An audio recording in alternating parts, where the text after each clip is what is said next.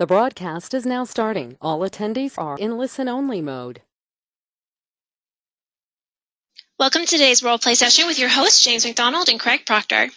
Well, thank you very much, Andrea, and good morning to everybody. Welcome to our role play session here. It's Thursday, so that means we're going to focus on the universal callback script, and we're going to take some role plays, but also note that any of your questions related to follow-up, any of your questions related to the universal script, any objections that you've been getting, or any kind of challenges that revolve around lead conversion, specifically the universal callback script, this is definitely when you want to bring those up. And we can open your line, we can respond to your chat, all that. We've got all kinds of options as far as that goes. But I do want to remind everybody that tomorrow we're going to do our ad clinic session. So that's very important that you upload your ads. We want lots of ads to look at. We want to see that you're diversifying your lead generation. So it's great to look at Facebook ads, and I know there'll be plenty of those. But we're hoping that you'll also upload any direct mail that you're doing, editorial style ads, any of your property display ads, USP ads, direct mail, anything like that that you're doing, send it in, and we'll spend our entire webinar tomorrow critiquing all of the ads that you upload for us, and you will all become masters at lead generation. But of course, today we're going to focus on lead conversion. So to do that means you need to volunteer. You've got to say, geez, I don't know, I'm a little nervous about doing that. But I assure you that it will be extremely helpful for you if you raise your hand and let us role play. We'll be very nice. But what we're going to be able to do is point out little areas where maybe you're doing a great job everywhere else, but there's one particular area where if you really worked on improving there, it would make a big, big difference in the results that you're getting on these conversion calls. So having said that, Mr. Craig Proctor, welcome to our webinar. Well, how are you doing today, Mr. McDonald? I'm excellent, and how are you? I'm very good. I am ready to spar with our clients here with any any objections they have. I would like to show them how I would handle those. So I would like our members to rise to the occasion and try to trip up Craig Proctor. So give me your best objections. And here's what I'm betting. I've heard them before. Yeah. I've heard them before. So, I always say this, that there's probably 7 or 8 big objections that we get in this business. Yeah. And would you feel more confident if you knew what those objections are and you knew how to handle them? The answer is obviously, yeah, of course I would. So, why don't you and I kind of warm up the creative juices of our members here this morning, James. I would like you and I to banter back and forth on what some of those objections are. Okay, so with the introduction, the most common objection with the introduction is, oh, I didn't know a realtor was going to call me. Now, the great thing about that objection is it's not even really an objection. It's what I call an observation. So, James, I'm going to be the realtor. You're going to be the prospect, and I'm going to share with everyone how to handle this little problem that James McDonald's described. So ring, ring. Hi, may I speak to James McDonald, please? Yeah. Who's this? Hey, James. This is Joe Blow from ABC Realty. And the reason I was calling is I received your request for whatever the heck it was and wanted to let you know I've sent that information out to you. And by the way, are you folks planning on making a move in the next 3 to 6 months? I didn't know. I wasn't expecting a realtor to call me. Yes, you visited our website, and I've sent you out the information. And if you were to move, would you be staying local or moving outside of the area? What you're doing is you're simply reiterating your introduction again. I'm not going to defend it. No, you're saying visited my website. Yes, I am a realtor, and I'm calling in response to your request for information. Just wanted to give you a courtesy call and let you know that I did send it out. And are you thinking about making a move in the next couple of months? Correct. So right in the script. Exactly. And by the way, you're not looking for a response. I think that's really important, Craig, is that I want everyone to notice that you didn't stop and say, like, wait for me to say something. You went right into your question, as opposed to saying, well, you had requested information, so I'm calling you to let you know that I did send that out, and then silence. The prospect The way that the prospect is going to respond is by you asking them a question. And the question is, so are you thinking about making a move in the next few months? That's the best way to handle this. Here's what I believe is important. I wasn't apologetic. The prospect didn't sense that I felt that I was doing something wrong. And some of you do. Some of you believe that, oh my God, somehow I've tricked this poor prospect into responding. I've tricked them. And now they're calling me on it, that I've tricked them. And I feel kind of bad. And we go into, oh, I'm sorry. Yes, we go into apology mode, or our tonality is, their sense is that we've done something wrong. What if I said this, Craig? What if I said, how did you get my phone number? You gave it to me. Right. You gave it to me. Right. Right. It's not, you're not saying, yeah, sorry, I'm a private investigator and I had to do a lot of work to get it. No, when you requested information on my website, you gave me your name and your phone number and your email address, as well as a description of what you were looking for. So I was calling as a courtesy to let you know I did put that information together and email it to you. I hope that's okay. Are you thinking about making moves? So has everybody got that? Right. Okay, now here's another objection. I'm just going to go in order here, most common. Are you currently working with a realtor? Yeah, I have a realtor. I know a couple realtors. Yeah, don't back off with that. Far too many of our members give up way too easy when they hear that. That doesn't mean they're committed. So I'm going to come back with, well, are you 100% committed to that agent? No, I'm not going to commit to an agent right now. You know, there's a tremendous difference between real estate agents and what they do and how much they charge to get the job done. Do you think you might be open to speaking with me as well? Sure. Okay. There's no obligation there. I'm not saying instead of other agents. I'm not saying exclusively with me. Would you be open to speaking or meeting with me as well? Okay. Now, too many of you give up when they say, well, you know, I know an agent or I have an agent. Are you 100% committed? Sometimes even if they say they are 100% committed, why not go back with, well, there's a tremendous difference between real estate agents and what they do and how much they charge to get the job done. Have you signed anything with this agent yet? When you say you're committed, I mean verbally, or have you actually listed your home or signed a buyer agency agreement? We're trying to create doubt. That's what we're trying to do if they have an agent sending them listings. What you're also trying to do is you're trying to identify if this is somebody you just kind of know, or is this going to be somebody that you're absolutely going to do business with no matter what? Because, you know, Craig, I like when you say you're not going to lose anybody, you're just going to lose them quicker. So in other words, would you rather find out within a minute of speaking to the prospect that their brother is a local realtor that they're going to use? Would you like to find that out in a minute, or would you rather find that out after following up with somebody, for weeks on end? Yeah, don't be terrified to ask the question. Do they have a realtor? Are they 100% committed? And understand how to handle that. And I made a lot of money by converting people over that said, well, I have an agent in mind, but they weren't committed. And I was able to get in the door. And once you and I get in the door, we're going to get that listing because our listing presentation is so awesome. So what else? Okay, so now let's go to the appointment. So first of all, if we're going to talk about the buyer side first, we offer the benefit first before the commitment. So before we talk about objecting to the commitment, that's the appointment, let's talk about objections that we might hear when you make the offer. So Craig has said, would you like me to email you every day all the homes that come on? And I say this, you know what, Craig?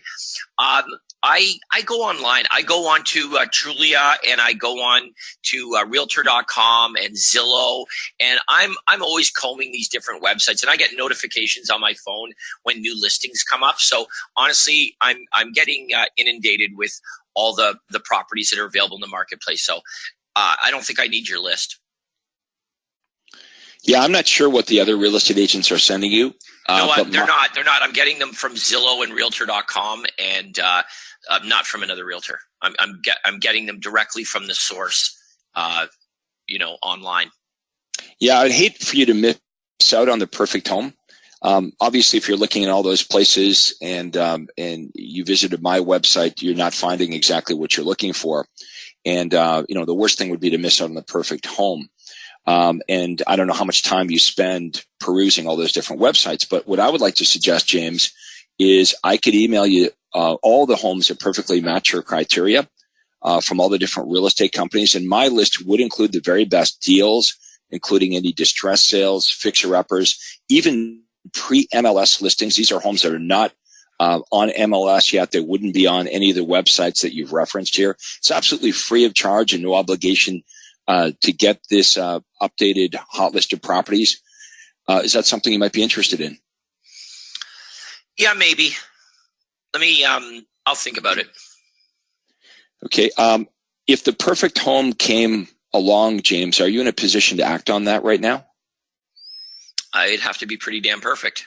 Okay. And do you own a house or are you currently renting? We own. Okay. And would you prefer to find your next home first before you put a for sale sign on your front lawn? Or would you prefer? Yep. Okay. So you'd prefer to do that before you get a for sale sign? We're looking around. We're not going to do anything until we find something that's perfect. Okay. And if the perfect home came on the market, what's your time frame on this? Is something you might be thinking of doing in the next 3 to 6 months? Yep. Yeah. We're not in a hurry, but we're looking for the right place. Okay. And do you have a real estate agent to help you when the time is right? Not really. No. We're not there yet. Okay. So would you like to get priority access to all the hot new listings as they come on the market? It's absolutely free of charge. Well, I selected that on my Zillow app. I selected priority notification that when a property comes up, it dings me, and so from time to time I get that on my phone app. How would you feel if you missed out on the perfect home because you're not getting access to all the properties? You mean Zillow doesn't have all the properties on it? I thought it was directly from the MLS. Correct, but what I referenced a minute ago is I can even get you access to pre-MLS listings that are not on MLS, therefore you wouldn't be getting access to them. Yeah, that sounds fine. Yeah, any so let's stop properties. there. Now, what I'm trying to do is I'm trying to shake James. I'm trying to shake his confidence because what he believes is that he doesn't need a real estate agent. That's what a lot of buyers believe today, and that he can just go into Realtor or Zillow and he can get all the information that way. So I needed to shake his confidence with properties he's not going to get. And I said, like, how would you feel if you missed out on the perfect one? You know, understanding there's no downside to getting this information from me and getting the information from Realtor or Zillow. But the truth is that not all of the properties, not only are all the properties not on those various website platforms, but there's a lag time between when the properties are actually available for sale and when they appear on those websites. There's a place across the street from me right now. It's been for sale for months. It's not on Trulia. It's not there. It doesn't exist. It's not even there, and it's been for sale. Right. So that's another good argument you can make. Is how would you, James? How would you feel if the perfect home came on the market, but you weren't notified of that home for several days after it sold? You missed out because you were not receiving priority access to the hot new listings because there's a lag time between when it gets listed and when it shows up on Trulia or Zillow or Realtor or whatever. Right. And the best, most motivated buyers get notification. So if you are among the last to know as opposed to the first to know, then all you're doing is the only properties that you're looking at are the ones that have already been overlooked by the serious buyers. You're looking at the scraps instead of looking at the very best opportunities the moment they come on the market. You need immediate notification, not notification days or weeks later once the properties have been picked over by the serious buyers. And it's free. There's no obligation. Are you sure that's something you wouldn't reconsider doing? Okay, here's a question, a chat question from Lena. Lena says, I called the lead yesterday and the prospect started screaming at me and saying, why are you calling me? I'm at work, and hung up on me. Should I call her back? So Lena, here's how I would have handled this. If you can get a word in edgewise, I'd say, well, I'm calling you at the number you provided. Is there an alternate number you'd like me to call you back at? And the truth is, this is an exception. This is an exception, not a rule. Here's why. If you're at work and you can't answer the phone, then you wouldn't answer the phone. Like, this is, it's sort of absurd. I'm really busy at work. I can't answer the phone. Then it begs the question, then why did you? Like, you are answering the phone. So that's why this is rare. This is not normal. So, you know, we could come up with different ideas or different strategies you can do this, but here's, I think, the truth. If you're generating leads every day, then you don't have to work with anybody who's an idiot. You really don't.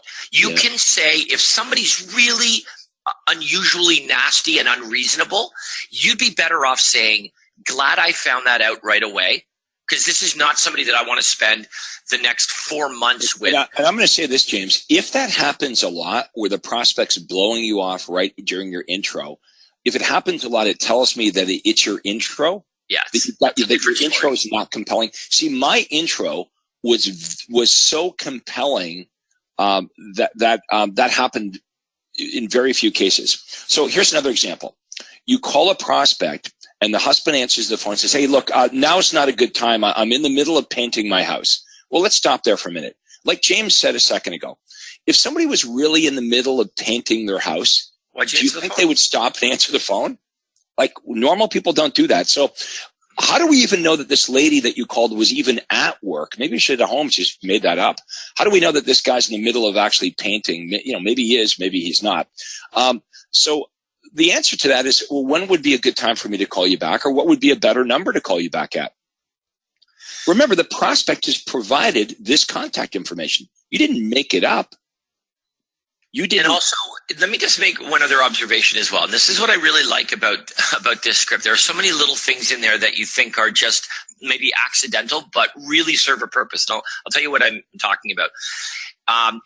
In the introduction, it makes it sound like the call is over now. When you say, I'm just calling to let you know I got your request for whatever information, and I emailed that to you. I hope that's okay. That's exactly the words that it says in the script. It says, I hope that's okay.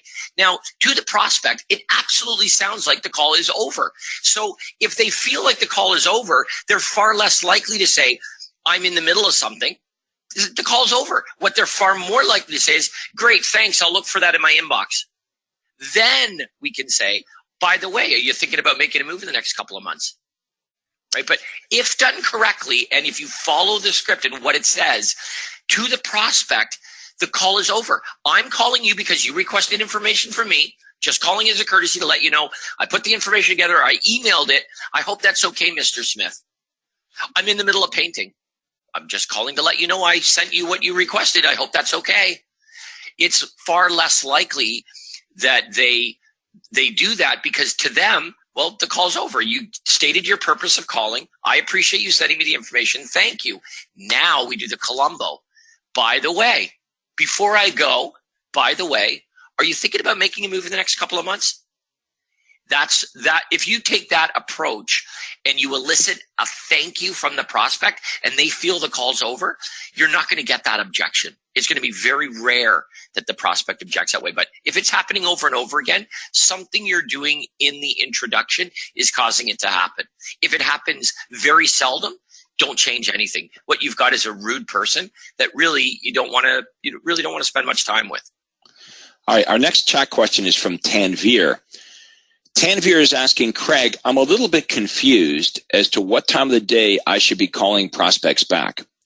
I would like to time block an hour or two at the same time every day. However, I'm getting different advice. Some say mornings, others say afternoon. Okay, Tanvir, here's the answer.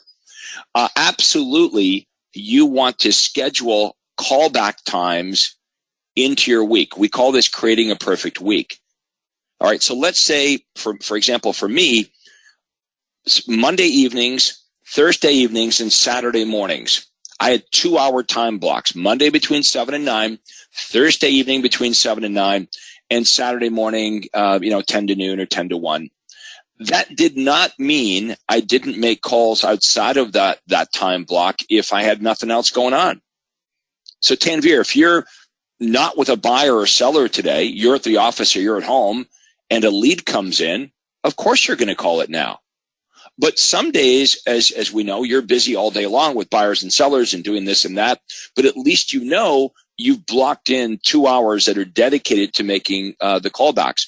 If we don't dedicate the callback time, if we don't schedule this in and create a perfect week, what happens is the leads pile up and you fall so far behind that by the time you actually reach the prospect, they've already listed their home with someone else, or they're working with another real estate agent on the buy end. All right, James, give me another common objection. Okay, so now we're going to make an objection that pertains to the seller offer. Okay, just because it's probably pretty rare that you would do that. But what if you made me the seller offer and I said this? Yeah, Craig, I don't think we're ready for that. We're not ready to list our home for sale just yet. Okay, so you've made me the offer.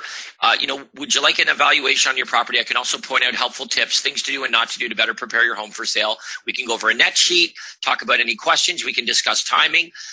It's free. There's no obligation, and I'm flexible. When's a good time? And I come back and I say, yeah, Craig, I don't think we're ready for that just yet. Would you like to receive my monthly newsletter? It'll keep you in touch with what's happening in real estate in the local market. It's absolutely free of charge, and it's no obligation. Would that interest you? Yeah, definitely. Okay, now you said you're not quite ready yet. When would be a good time for me to follow up with you? How about next week? Okay, so good thing I asked that question, right? Because had I not asked the timing question, and for years I made that mistake, by the way, like a dummy, they would say I'm not ready yet, and I wouldn't ask the question, well, when will you be? Would it be okay for me to follow up, right? First of all, permission marketing. I asked James, would it be okay for me to follow up with you at a later time?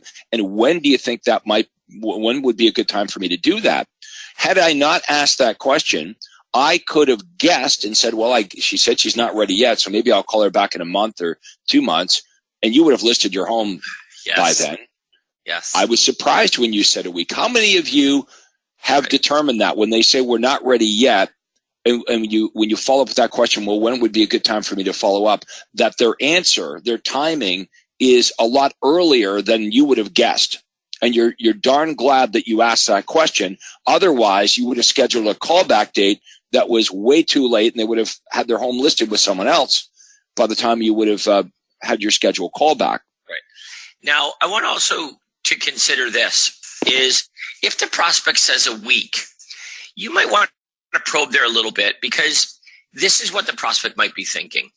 Craig, it's possible that over the course of the next week, maybe you're doing things to get your home ready for sale. And I just want to remind you that one of the things that I'd like to do when I see your home is not only take a look and determine the likely sales price, but also it's important to point out the least expensive things that make the biggest impact on the sales price of your property, and the big expensive things that really don't have much of an impact on the sales price of your property. So don't go and do anything that's, overly expensive or anything to prepare your home for sale before I get a chance to come and look at it, because I'm really good at pointing these things out. It'll save you a lot of money and make you a lot of money as well. Does that sound fair? Yeah, thank you. Now all of a sudden you're in a conversation with somebody, and they're talking to an expert. It's far more likely they're going to feel comfortable. This is like fear of loss. They're like, well, what kind of things? What kind of things are you going to point out? Maybe now we can actually book the appointment. But certainly when Craig follows up in a week, then you're definitely in a position where it's more likely to book the appointment. Okay, so that's a good one. What about on the buyer side? I mean, this obviously we do this every Thursday, but on the buyer side, I've said, yeah, sure, send me your properties every day. And Craig says, when would be a good time to meet? And I say, you know what? Let me talk to my wife first, and then we'll pick a time. I don't know when she's available, so I'm not sure right now, but I'll get back to you. Is that okay, Craig?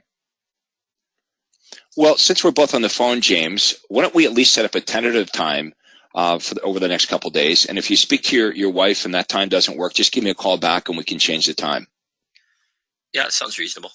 Right. Now, at least what I've found out here is if this is true, okay, if James is not lying to me and the real reason he can't set a time, it's a reasonable solution to this problem, yeah, right? Absolutely. Now, and here's what I really like, Craig. Your language was, well, since we're both on the phone together, why don't we set up a tentative time in the next couple of days? That's the key. In the next couple of days. You're already setting the table that we're not going to book an appointment that's weeks away. Not doing that. Over the next couple of days. That's so important.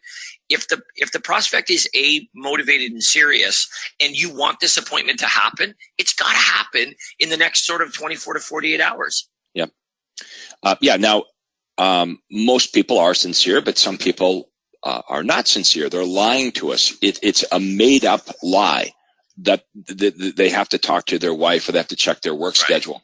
And if they're lying to you, what happens is you're able to determine it now, because what they'll come back with is a brand new objection. They'll actually invent a new lie. Right? So James says, I'd love to meet with you, Craig, but I can't set a time to meet with you because I got to check with my wife. And I come back with, since we're both on the phone, why don't we at least set up a tentative time over the next couple of days? And if you speak to your wife and that time doesn't work, give me a call back. If James is just lying, if he's not sincere, he might say something, well, gee, Craig, I'm not sure if we're ready to meet with an agent quite yet. Well, hang on. That's a different story now.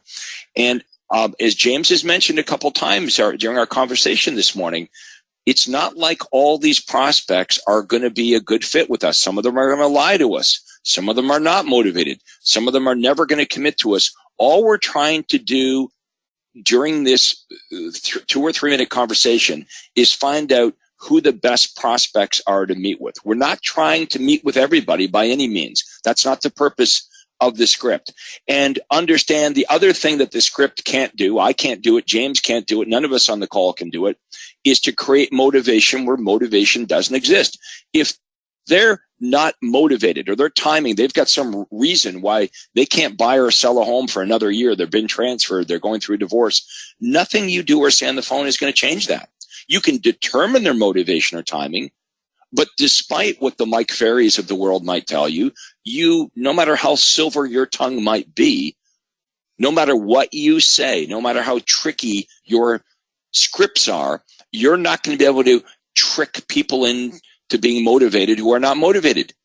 Okay, I realized that very early in my career. So that's why we want to generate lots of leads. That's the idea. We want to live in luxury, the luxury of choice. We got lots of leads. Then we're going to spend a couple minutes on the phone doing our very best to reach as many of these buyers or sellers as possible to determine who the very best buyers and sellers are.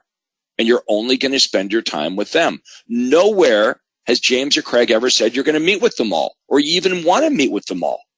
I mean, I'm happy when I find out I don't want to meet with them. I'm equally happy in that situation if I determine in a couple minutes that this is somebody I would never want to spend time with. They're not motivated. They're not qualified. They're just plain rude. So we're giving the prospect, think of this, the opportunity to opt themselves out.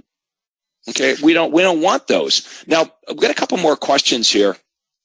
Craig, just going back to that objection, just one sec of, you know what, let me talk to my spouse or let me check my schedule, let me check my calendar.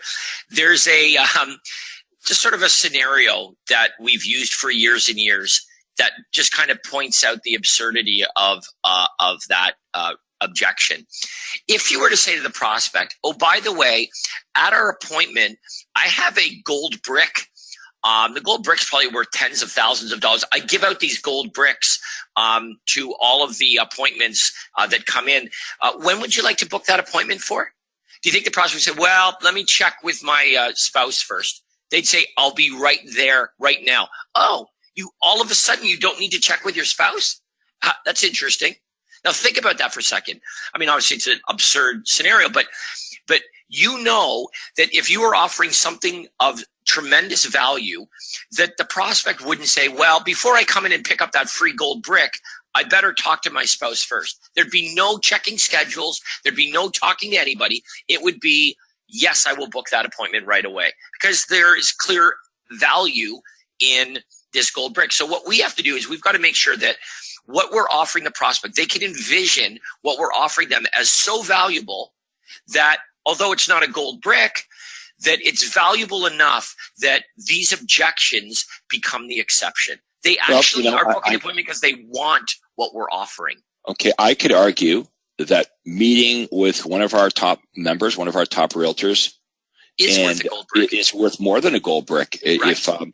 If you're a strong realtor and you could help, if the gold brick's worth $10,000 and a strong realtor could help you negotiate more than $10,000 off a home or help you sell your home for $10,000 more. So what it comes down to, what you're saying here is a big problem we have when it comes to compelling buyers and sellers to meet with us is they don't understand the value of the meeting.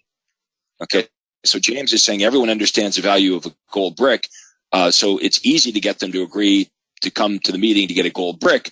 But if they don't understand the value of meeting with you, they're not really objecting to you. It's your offer. They don't understand the value in what you're offering. Okay, a couple of chat questions, and then we'll take a few more objections. So, James, you put your thinking cap on and come up with a couple more common objections. The next chat comment is from Philip. Philip said, I had a lady ask me about foreclosures. I don't believe they're on MLS. I looked on IMAP, and there didn't appear to be any current ones. Well, there may be no foreclosures in your marketplace. There may not be any right now. I know in Toronto, if it's bank-owned, if it's a bank-owned property, it's going to be on MLS. Now, that doesn't mean there's going to be any bank foreclosures in Toronto where houses are selling for hundreds of thousands of dollars over the asking price. I would assume there are none. Okay, but if there were any, they would be on MLS, and any of my buyers would be getting them. The next comment is from Pat. How do I handle this situation? As soon as I get done saying who I am and why I'm calling, the prospect says, how are you? Well, I'm launching into the script. Well, Pat, think about this. The prospects, they kind of believe that their job is to take you off the script. That's the way I always look at it. The prospect believes it's their job to take you away from the script. Your job is to answer the question and quickly get back on script. So, James, I want you to be that prospect during the intro that says, how are you? So ring, ring. Hi, may I speak to James, please? This is James. Hey, James, it's Craig Proctor with ABC Realty. And the reason I was calling is I'd received your request for the blah, blah, blah. Just want to let you know I sent that information out to you. And I wonder if you folks were planning on making a move in the next 3 to 6 months. There's nowhere for me to say, how are you? Well, that's pretty difficult. But if you ask, okay, well, hi, Craig, how are you? How you doing? How you doing, Craig? I saw your email there. Hey, how about that Leaf game last night? Yeah, they're having a great season, and I'm doing well. Now, James, if you were to move, would you be staying local or moving out of the area? So the answer is, and you will get people that want to gab and talk, is to try to answer the question without being rude as quickly as possible. I mean quickly, in a word or two, and ask the next question. So you're answering their question, but you're asking the next question in the universal callback script that, guess what, gets them right back on track. So let's do this again to demonstrate this, James. Ring, ring. Hi, may I speak to James, please? Yeah, this is James. Hey, James, Craig Proctor here with ABC Realty. And the reason I was calling is I received your request for the listings in such and such an area. Just wanted to let you know I've sent that information out to you. And I wondered if you folks were planning on making a move in the next 3 to 6 months. Yeah, we're thinking about it. But I think I saw your email earlier. How you doing? How you doing, by the way, Craig? Really good. And sometimes I might ask is, oh, Craig, I've seen your name all around. You know my nephew, Chris. I think right. You've been in real estate for a long time. I know your cousin. Is your office over by Main Street? Whatever it is, the answer is yes. And are you folks, if you're going to make a move, would you be staying local or moving out of the area? So I'm answering the question. It's the art of answering the question succinctly, very quickly, right? And then asking them a question. So it's turned into not them asking me a question, but right away, very quickly, right back into me asking the next question, and I'm bringing them back to the script. They're trying to take you away from the script. I'm always bringing them back to the script. If you let them take control of the conversation, they win. The person who controls the conversation wins. Now, you're going to be the expert with the universal callback script. You know, Craig, another observation that just came to mind is this, because this is not uncommon. If I am speaking to a high I personality, and I'm a high I personality, and they're friendly, right, by nature. So I say to Craig, hey, how you doing? Yeah, I think I've played hockey with you before, Craig. You don't remember, but yeah, a couple years ago we were on in the same men's league. How you doing? And you mistake my friendliness for motivation. Okay. In other words, I'm friendly, I'm talkative, I'm super nice. So you think this is a great prospect. They're talking to me. Right. They're not trying to get me off the phone. You know, they're elaborating. And this is knowing James for 20 years. I know this is very true about him. Right. James is a high I. He would falsely believe if someone was friendly, it means they're motivated, and if somebody was grumpy, that they're not motivated. Right. So a high D, perhaps, or let's say that there's somebody with like a DS type personality where they're not saying much, but they're really grumpy and frank and to the point. And I mistake that for lack of motivation. Now, meanwhile, the opposite is true. The high D is very motivated to buy or sell, and the high I is in no way motivated to buy or sell. But because of their personality types, the high I is talkative and outgoing and communicative. I assume they're the motivated one, and the D, who doesn't say a damn word, they're the ones that aren't. Meanwhile, it's the opposite. So you got to be really conscious of this. If you remember, James, if you remember at the Super Conference, I talk about this when I'm talking about in the DISC personality session on the end of the first day. So after dinner on day one at the Super Conference, I talk about how people make guesses about one another, and the guesses are often very inaccurate. And one of the examples I give is most people believe that somebody that's friendly is generous, and someone that's not friendly is not generous. Obviously, there's no correlation. Somebody that's a grumpy person could be very generous. Right. Somebody who's extremely friendly could be not generous at all. Yep. But we make these false assumptions. Okay, good point. All right, the next question is from Ricky Santana. Ricky says, Craig and James. That's a great name. Yeah, it's like a rock star name, Ricky Santana. It's a great name, isn't it? Or a wrestler. I think it's a wrestler. It's a great real estate name. Ricky Santana. Question is, after you speak to the prospect and you've already sending them out properties and they haven't responded to the emails, when should you follow up and how often? Okay. I like what Platinum Coach Todd Walters has to say about this. And James, I don't know if if you've heard me say this, but what Todd believes is that our members, even real estate agents on his real estate team in Atlanta, he believes that we're far too dependent and reliant on emails. Oh, yeah. And what he says to his team members and the platinum members that Todd coaches, he says this: pretend email doesn't exist. How would you operate? Okay, so back in the day, before we could email properties to buyers, here's what would happen. Okay, back in the day, James, you're my buyer, and a new listing comes on MLS. I'm checking the hot sheets every day. Here's what would happen back in the day. Hey, James, Craig Proctor here with ABC Realty. Hey, James, I just wanted to let you know there are 2 new listings that match what you're looking for, and I wondered if you'd like to go out and have a look at those this weekend. Sure. That's what would happen. Okay, here's what we do today.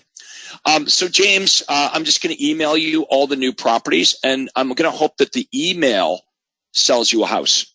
So I'm just going to wait, very passive. You'll see something and you'll be so excited that you'll pick up the phone and call me to go and look at it. That's how it used to work. How it used to work is I would call my buyer and say, James, I've got this really great listing came up. I'm not emailing it to them. There was no freaking email. There's no email, right? So I would call you when a new listing comes up, and I'd say there's a new listing over in Leslie Valley. It's 4 bedrooms, 2,500 square feet. It's something I think you'd really like to look at, and I would meet James later today at that property. Okay, that's called selling real estate. James is one of Craig's buyers who's already signed to a buyer contract. Right, but here's what we're doing today. The buyer comes in. We sign them to a buyer agency agreement. I mean, I hope, Ricky, that's what's going on. Maybe not. Maybe some of you are just sending emails out to buyers that aren't even committed. But, even in the case where the buyers are signed to a buyer agency agreement, this is what most of you do. You just rely on the emails to sell the properties. You're not selling the property anymore. The emails are selling the property. So the idea is well, I guess when they see one, they'll call me, right? So they don't call you. Ricky's saying, but they're not calling me. I have all these buyers, and I'm emailing them every day, all these homes that match their criteria, but they don't call me. And I'm saying email made it worse, because if there was no such thing as email, here's what all you would do. You have buyers, you would have their criteria just like I did, And when new listings come up, you would call your buyer, you would get your buyer excited, and they would go out and they'd look at the houses. And when they start looking at houses and you're showing them homes, here's what a good realtor realizes. You start to realize what they like and what they don't like. So James, I take you out today. I show you 5 houses. I have, at the end of the day, I know more about what you're looking for than I did before we started today.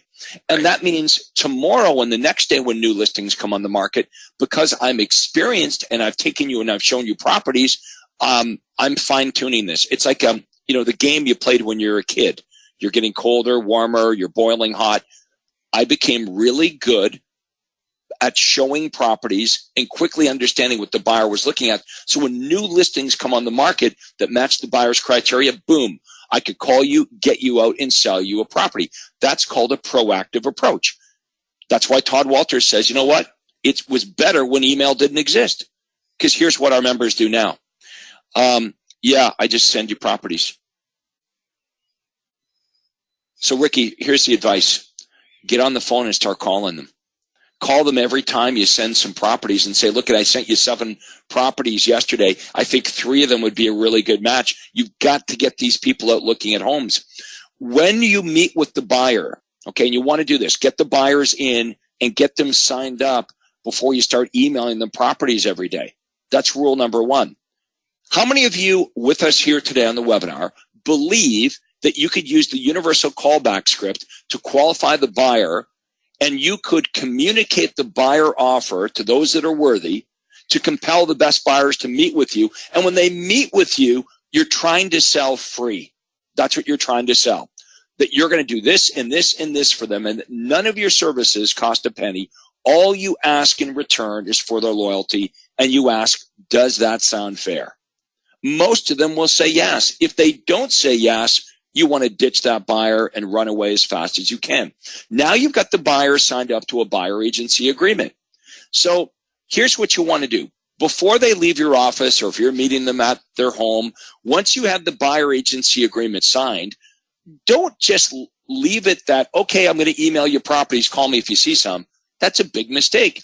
You want to make an appointment before they leave your office, and after they've signed the buyer agency agreement, you should have an appointment to take them out and show them houses within 48 hours. Don't break the flow. You got them to raise their hand. You got them to meet with you. You got them to sign the buyer agency agreement. And here's the big mistake.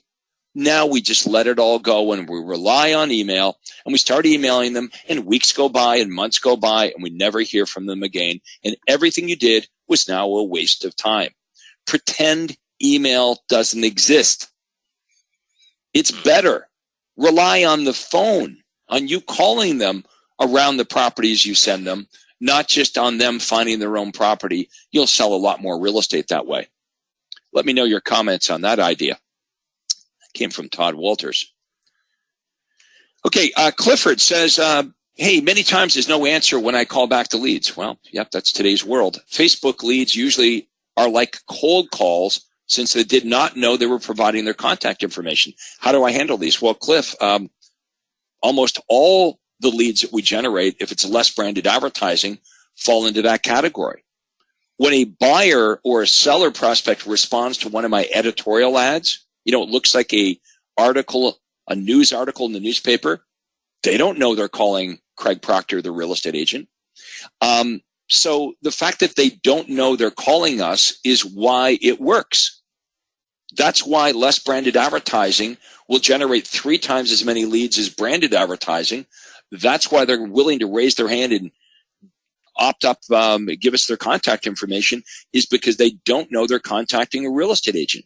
So yeah, that's what they're going to be saying is, I didn't know I was contacting an agent. And we've covered that today. You're going to say, yes, you visited my website, or you responded to my Facebook ad. And by the way, are you folks planning on making a move? Just go right back to that script. Are all of them going to meet with you? No. Are all of them going to be qualified? Not at all. We are going to decide what we're going to continue. So if it's Facebook, Cliff, you're going to continue if it makes sense. So if you generate 50 leads and 40 of them say no to you, but 10 say yes, and you get even 1 or 2 of the 10 listed, or you sell them a home as a buyer, and you make 10 or 20 or 30 or $40,000, and the Facebook ad cost you $50, I don't care about the 40 that said no. I look at that and I say, I made $40,000 on a $40 investment. I'm going to do that all day long. So let's not worry too much about the people that say no. Let's focus on, is there enough of them saying yes that we're getting a good return on investment? But that should not be a great shocker to any of you. When we use less branded advertising, we're trying to fly underneath the prospect's advertising radar. That's why it works. Because universal business principle number 1, as discussed at the super conference, is people do not want to be sold. We talked about this, right? When you walk into a retail store, you lie to the salesperson. The salesperson says, can I help you? And you say, no, I'm just looking. And 5 minutes later, you're up at cash with your purchase.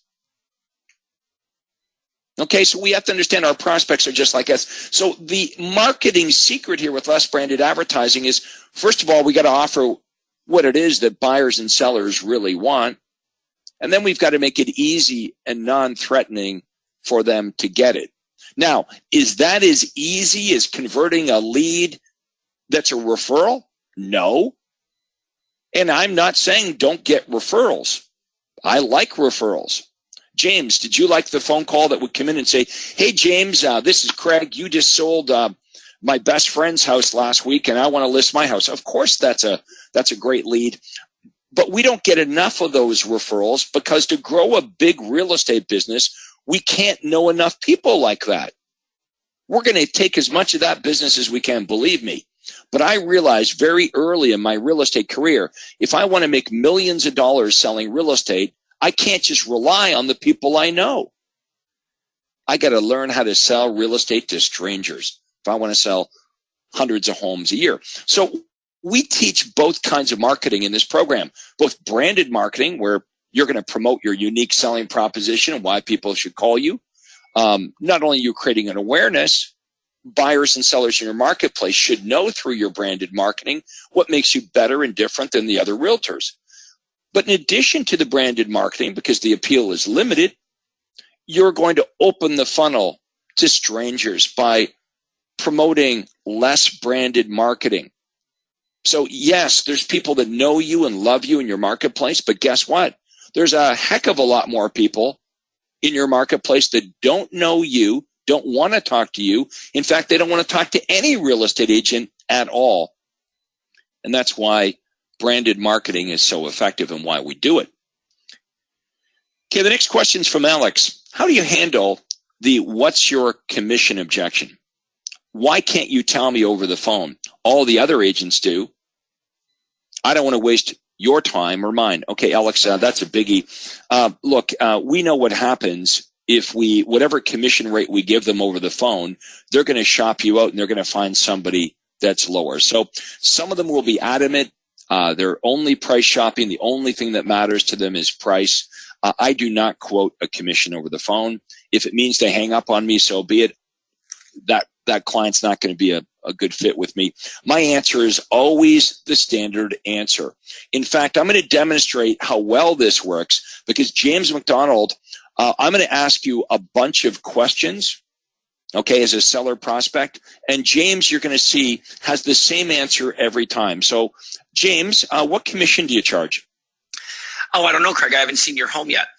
How much money do you think you could get from my house? I don't know. I haven't seen your home yet. How long of a listing? How long would I have to list my home with if I listed it with you? I'd have to see your home, Craig. Okay, and that all makes sense. And that's not unreasonable, by the way. I would think a plumber, electrician, a contractor. In most professions, they would want to see the job before they quote on it.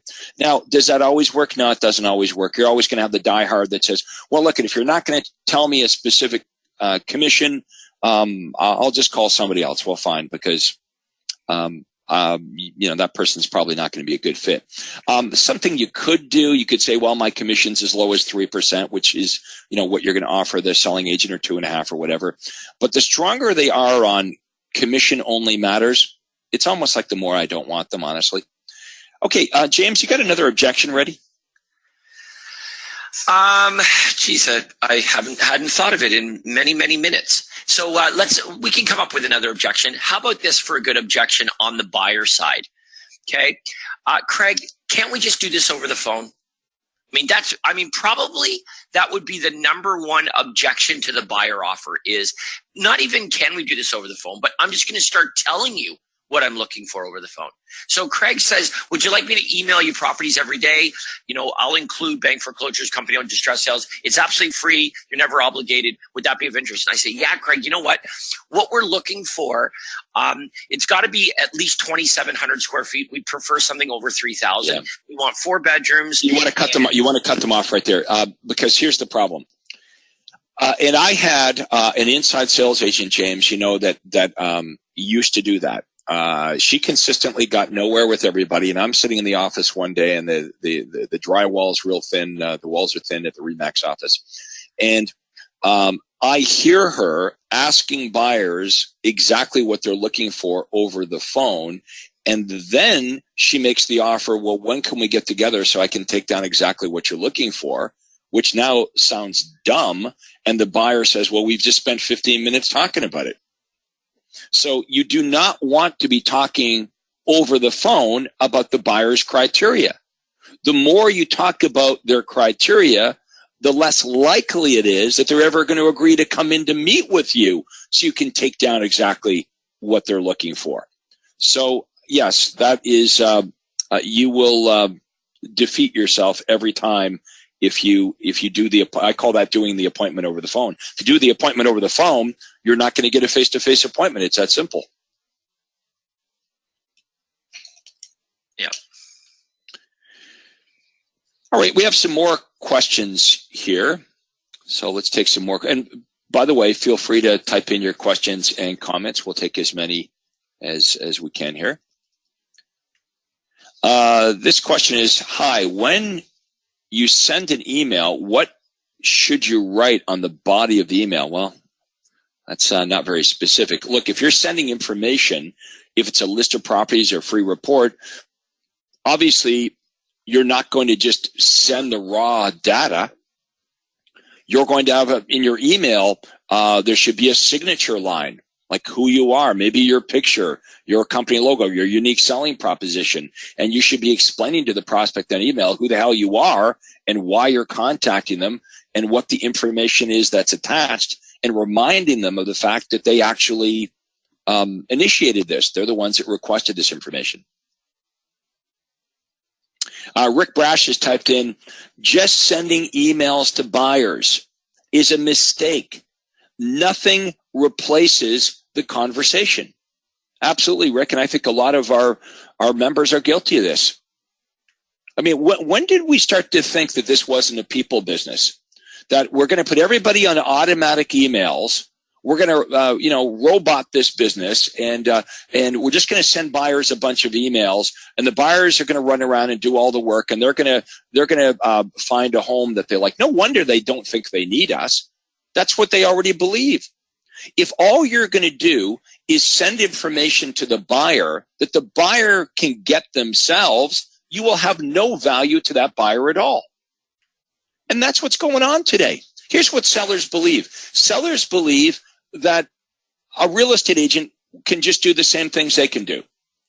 If the real estate agent can place a sign on my property, but I, the seller, I can put a sign on my property. The real estate agent can write an ad and place it in the newspaper. Well, I can write an ad and place it in the newspaper. The realtor can put to get my information online, but I, the seller, can place my information online. The realtor can do an open house, but the seller says, well, I can do my own open house. So you realtors, you don't have any value to me. What's the buyer think? The buyer thinks, well, if I call a real estate agent is going to try to sell me the homes where they get paid the most amount of commission. That's what they believe. The realtor will try to steer me to homes where they get compensated the most. The realtor might not tell me about all the houses. The realtor might only tell me about the homes that benefit them the most. And I can look at the houses myself. If the real estate agent's just going to email me houses, well, I can go online myself and look at my own houses. So I'm just saying this is what they believe, and unless you're able to get their attention and change their perception on this and paint a different picture in their mind, here's what's going to happen. They're not going to pay a real estate agent too much money when they believe the real estate agent can't do anything more than they can do on their own. And that's why you see commissions going down and down and down. Except for with Craig Proctor members, where our members routinely get 10, 20, 30% higher commissions than the agents they compete with. I mean, our top agents are getting higher commissions and they're selling more houses. Now, weaker agents, they don't want to hear that. They don't want to believe that that's possible. And as soon as you go down that road of saying, well, these guys are getting 7, 8%, they're getting $500 transaction fees, there's disbelief and there's argument. Well, that's not even legal. And how do they do that? Well, just telling you, they do. Whether you believe it's possible or you don't, you will be right. June is asking a question. She said, could you start at the beginning? Oh my God, we got to start all over again. Could you start at the beginning and have James try to get off script at every turn, at every question, so we get a sense of flow? Okay, so James, I want you to be the pesky prospect that's going to try to throw me off the script. Okay? In other words, just kind of be yourself. Okay. No. James is a high I, right? So James is a high I. So James, he likes to talk.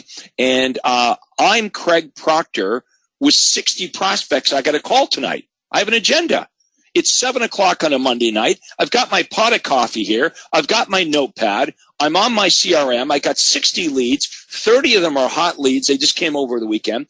And my idea in my brain, I'm thinking I've got to make a lot of calls here tonight. I need to get on and off the phone with each prospect in 2 or 3 minutes if I want to reach my goal of trying to contact all these prospects.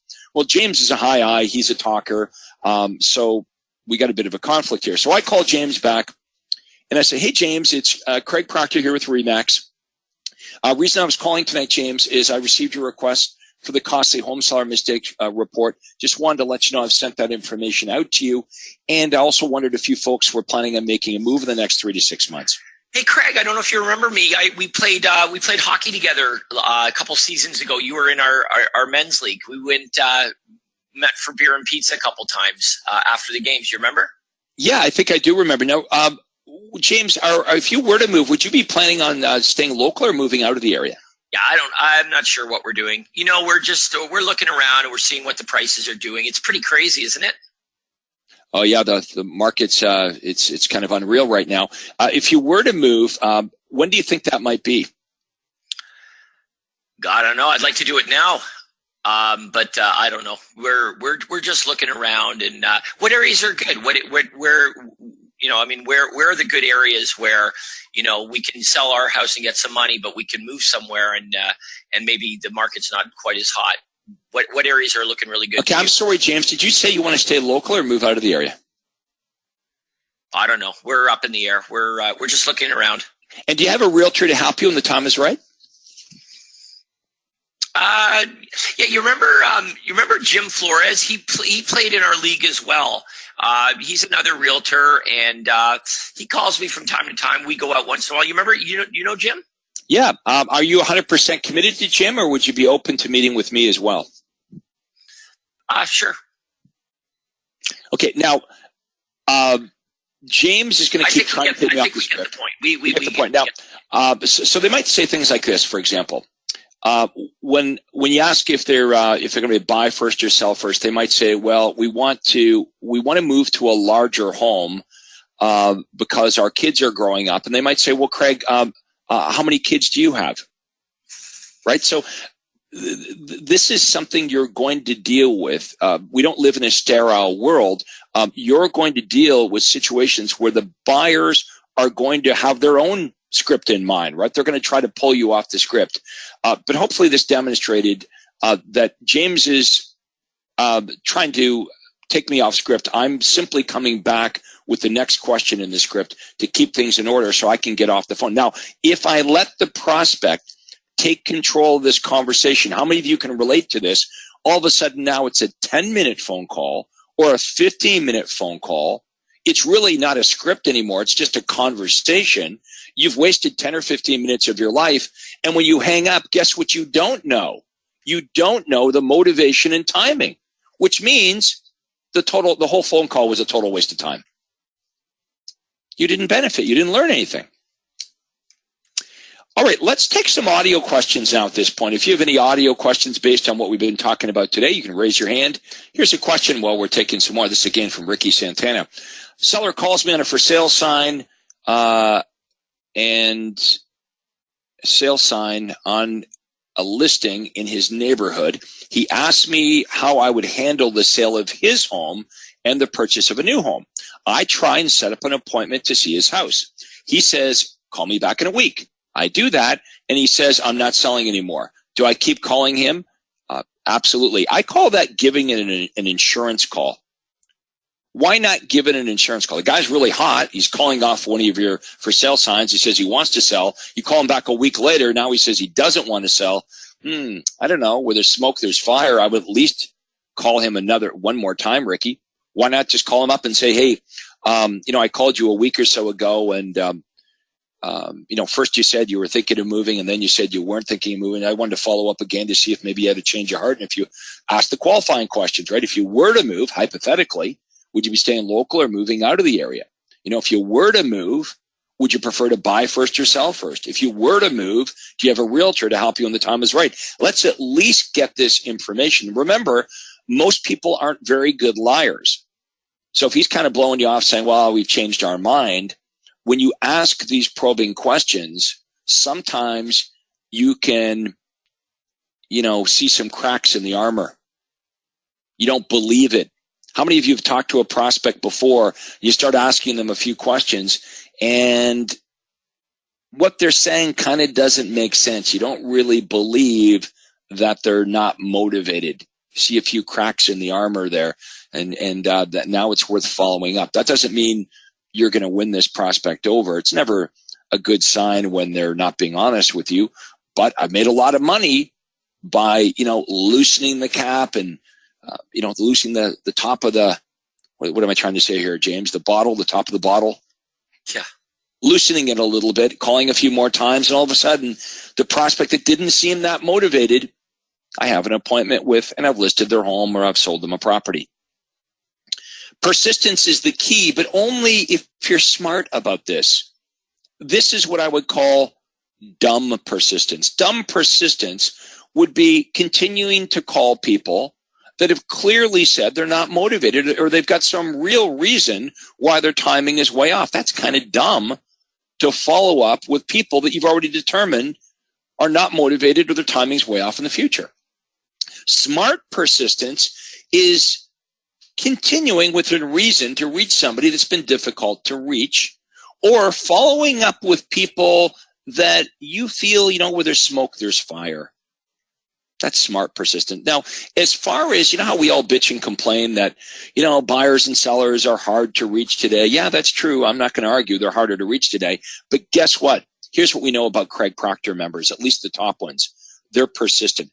I almost kind of liked it when there was a difficult to reach prospect. Here's why. Because I know that I'm going to be persistent and reach the prospect, and all the other realtors that I compete with are not. They're too lazy. They won't stick with it. So here's a prospect that I'm going to be able to reach that none of my competitors will have the persistence to actually reach. So I'm selling in a vacuum.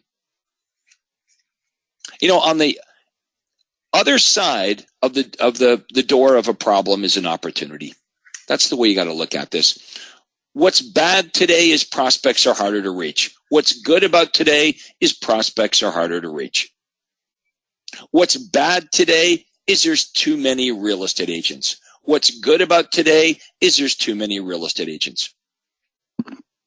Okay, we've got to find the good in things, and good agents always have the ability to differentiate themselves from everyone else. We've got to be realists. We've got to look at what's true about the real estate market today. Nobody can deny what I said earlier.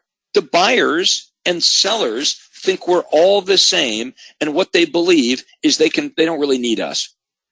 They can pretty much do all of this on their own, whether they're a buyer or a seller. If you don't have a good answer to these questions, if you can't clearly differentiate yourself from being a commodity from the other realtors, you got a big problem in this business. And that's what we spend a lot of time doing. Is the first thing that's very important is how you think about this business. You know, James, so many times on our role play calls, we have our members, our Craig Proctor members, that feel kind of bad about their buyer offer. You know, James, I wouldn't, possibly be able to suggest that what I would offer a buyer would be different than what the other agents are offering, because I don't know what the other agents are offering. Bingo. You don't know what the other agents are offering, and you're not promising that what you're offering the buyer is going to be different. You're not saying that. What you are saying is you're creating doubt by saying, I'm not sure what the other agents are sending you, but my list includes, now it better sound delicious. What your list includes better sound like something I can't get on Realtor.com or online by myself or in the newspaper, because if it does, you're done, you're out, and I don't need you. So we become really good at articulating that offer. So when buyers hear it, they're thinking, well, hey, there's no downside.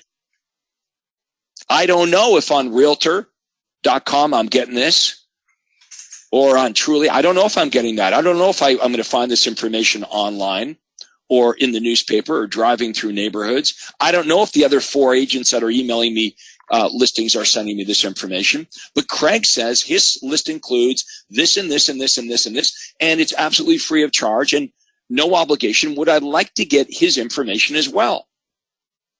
There's no downside. That's called an irresistible offer. And if you do this the right way, you're met with, yes, I want it. Then you come back with, great. When's a good time for us to get together so I can take down exactly what you're looking for, to which you know they're going to be thinking or saying to you, why do we need to meet? I can tell you right now over the phone what I'm looking for. That's called an objection. In fact, it's a very popular objection. Don't be surprised or shocked when you hear it. Be prepared. Your response is, because I want to do a good job for you. I'm sure you do have a great understanding of what you're looking for. I would like to have the opportunity of having that same great understanding. When we get together, I can take down exactly what you're looking for. Our list includes bank foreclosures, company-owned properties, homes that have recently been reduced, pre-MLS listings, and whatever else you folks want to add to that. Would you consider coming in for 15 or 20 minutes so we can take down exactly what you're looking for? Now, the harder they fight you, the more you don't want them. That doesn't mean we're not going to fight for the appointment. We are, but the harder we fight them, the more we don't want them. That's my mindset. So they could come up with some other objections. You know, I got to talk to my wife. I got to check my work schedule. I'm not quite ready yet. Why do we need to meet is the biggie. Well, is it true that we could all do a better job for the buyer if they would meet with us? Is there a real estate agent on our webinar today that would deny that that's the truth? Of course we could do a better job with the buyers at the onset if they come in and meet with us. So we're being truthful. I could do a better job for you. And I want to do a good job. Does everyone on the webinar want to do a good job for your buyers? Then you're not lying. You're telling them the truth. The same buyer that says they're too busy to meet with you, tomorrow, understand they're getting their teeth cleaned. Yep, they're taking time off work. They're going to drive an hour across town to go get their teeth cleaned. They'll do that as if that's more important than investing in the biggest thing they're ever going to buy or sell in their life, called their house. So it's a lie. It's an excuse. Don't believe that what you offer doesn't have value. Now, here's the problem. If you don't believe it has value, you're going to have a very difficult time convincing anyone else that meeting with you has value. If you don't believe it, you'll have a hard time convincing them of it. And that's why I say the first sale that every salesperson must make is to themselves. Whether you think you can or you think you can't, you will be right on this one. James, anything you want to add before we take a few more questions? Yeah, I'm just reading Ricky here just wrote into the chat just about a particular prospect that he followed up with a week later, and they said they're not interested in selling anymore. Like, in other words, their moving plans are dead. Yep, we just covered that one. Oh, did you? Okay, I'm sorry. I took a little break there for the restroom, but I'm sure that your answer was more than sufficient and thorough. It was an outstanding answer, James. Here's a chat question from Michael. I have a listing that is pending, and I was going to place a buy this home and I'll buy your home rider. Your thoughts? Well, why not? If you can legally do that, I mean, it's not a firm transaction. Here's the mindset, Michael. What you're saying to me is this: Craig, I listed a house and I've got an offer on it. Would it be okay if I use this listing that I've got to try to get a whole bunch of new business other than the one transaction? And my answer is yes. Okay, now this is traditional thinking here. And I'm guilty of this back in the old days as well. When I got a listing, this was the old Craig Proctor mindset. When I got a listing, I thought, this means I'm going to get one transaction. Maybe two if I'm lucky, I'll double end it. But I was happy with that one transaction. I get a listing and another real estate agent on MLS is going to bring the buyer. So all my marketing was geared to trying to sell the one listing I had. So all my ads featured one listing: 2-bedroom, quiet street, new garage door opener. That was my marketing. And what have I taught you folks? That is okay if you have that mindset of one transaction. But what if instead of advertising what we have, we can call out to who we want? Okay, what if we offer a list of properties? What about if we get it when we get a new listing here, Michael, that guaranteed sale rider was on the whole time?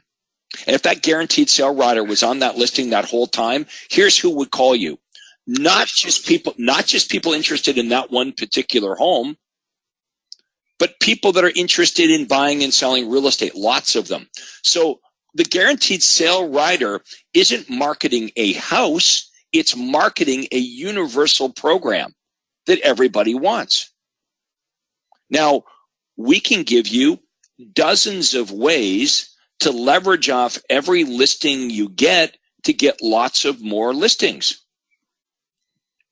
Advertising a single house to get a single transaction, yes, it's something you can do, but it's not the best way. So Michael's asking a very good question here is, how do I leverage off this listing? That's really the question here. Michael says, I've already got an offer on it, but how can I leverage off of it? First of all, Michael, I wouldn't just wait until you get an offer on it. I'd start right out of the gate.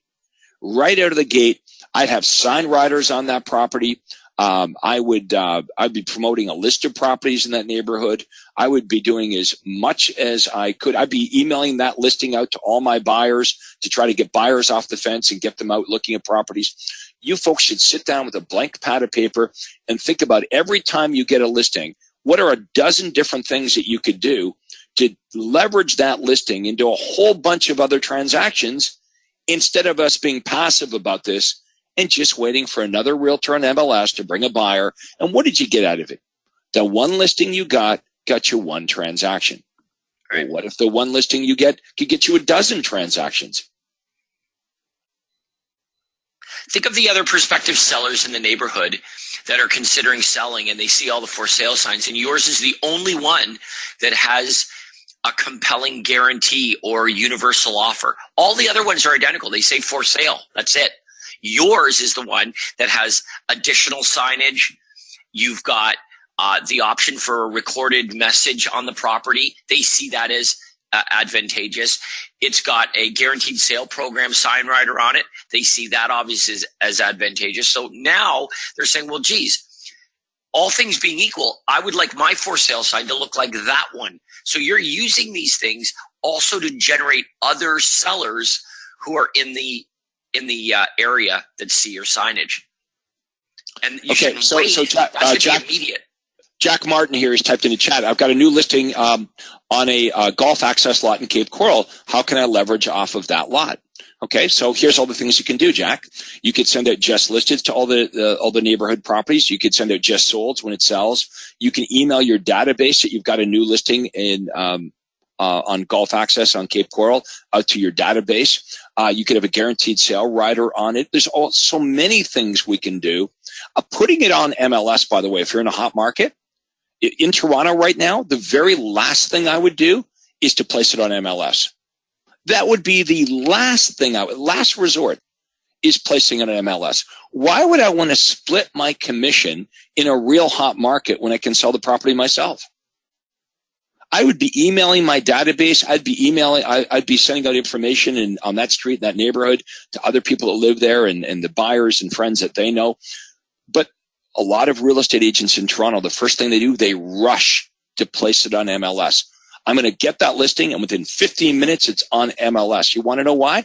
They have no plans on actually trying to sell it themselves or leveraging off of that. They have conceded to the fact that I'm a transactional guy. I get one listing. I'm going to load it on an MLS. Someone else is going to bring the buyer, and I've got my one listing. When you could have 6 or 7 or a dozen listings done properly. Anyway, we're a bit off topic here. All right, we're going to wrap it up here. We are out of time. Last remarks from James McDonald. We'll look forward to hearing everybody tomorrow. Don't forget to upload your ads. It's never too late to do that. The more we have to look at, the better those webinars are. So we'll really encourage that. We did something a little different today. As opposed to just going to you and doing role play after role play, we really started by talking about all of the various objections throughout the universal callback script. You might want to go back and re-listen to this webinar at some point if you're getting some of these objections. So maybe we'll mark this one as handling objections. And that way, if you want to access it in the library, you'll know what the topic of this was. And from time to time, it's helpful to go back and revisit that. Yeah, I think we got everyone's creative juices here.